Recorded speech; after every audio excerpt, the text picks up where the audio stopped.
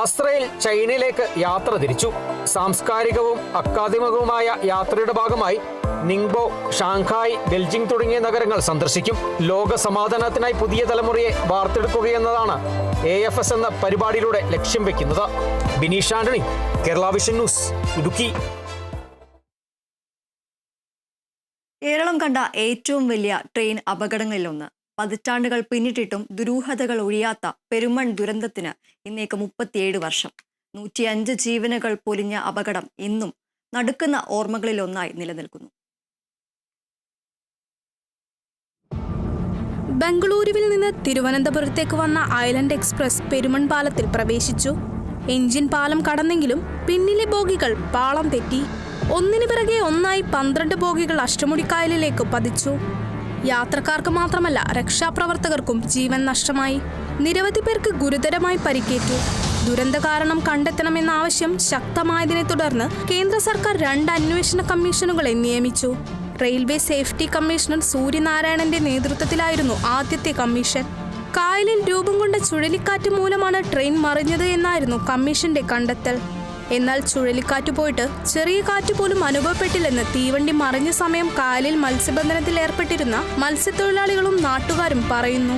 തുടർന്ന് retired air marshal CS നായിക്കിന്റെ 2ാമത്തെ കമ്മീഷനെയും നിയമിച്ചു. അപകട കാരണം ചുഴലിക്കാറ്റ് തന്നെ എന്നായിരുന്നു കമ്മീഷന്റെയും കണ്ടെത്തൽ. തീവണ്ടി അമിത വേഗത്തിൽ വന്നുവെന്നോ പരിചിതമില്ലാത്ത ആരോ ആണ് തീവണ്ടി ഓടിച്ചിരുന്നത് എന്നും അവിദഗ്ധമായി ബ്രേക്കിട്ടതാണ് അപകട കാരണമെന്നും മറ്റുമുള്ള സ്ഥിരീകരിക്കാത്ത വിവരങ്ങളും പുറത്തുവരികയുണ്ടായി.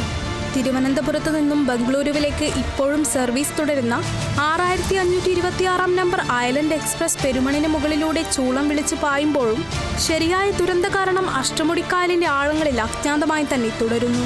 കേരള വിഷൻ ന്യൂസ്, കൊല്ലം. ഇടവേളയ്ക്ക് ശേഷം മടങ്ങിയെത്താം.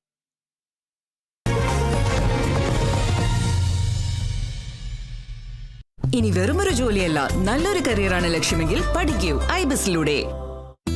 കേരള വിഷൻ ന്യൂസ് നിങ്ങൾക്കായി അവതരിപ്പിക്കുന്നത് അമൃത് വേണി ഹെയർ എലിക്സിർ, സമൃദ്ധമായ മുടി ബയോടെക്നോളജിയിലൂടെ. ഇൻ അസോസിയേഷൻ വിത്ത് ജോയ് ആലുക്കാസിൽ ഈ വർഷത്തെ ഏറ്റവും biggest jewellery festival. Joy Alukkas, Dhanalakshmi hire purchase and leasing limited. ഇഷ്ടാനുസരണം കസ്റ്റമൈസ്ഡ് ആയി നിങ്ങളുടെ ബഡ്ജറ്റിനനുസരിച്ച് സ്വന്തമാക്കാം. Get your dream home through red porch nest. ഇനി വെറുമൊരു ജോലിയല്ല, നല്ലൊരു കരിയറാണ് ലക്ഷ്യമെങ്കിൽ പഠിക്കൂ ഐബിസിലൂടെ. Kavitha golden diamonds, the versatile jewelry. Kairali Agriculture Multi-State Cooperative Society Limited.